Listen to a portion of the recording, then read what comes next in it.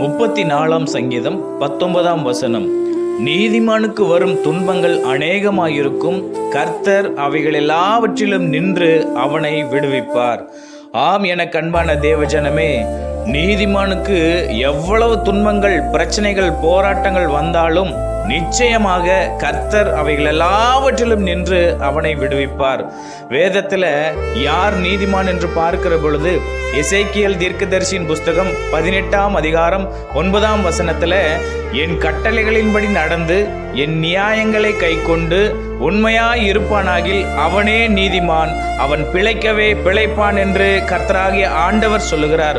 ஆமாங்க, நாமும் கூட நம்முடைய வாழ்க்கையில ஆண்டவருடைய கட்டளைகளின்படி நடந்து அவருடைய நியாயங்களை கைக்கொண்டு கர்த்தருக்கு முன்பாக உண்மையாய் இருக்கும் பொழுது நம்மையும் நீதிமான்களாக மாற்றி நம்முடைய எல்லா துன்பங்களிலிருந்தும் நம்மை விடுவித்து ரட்சித்து ஆசீர்வதிப்பார்.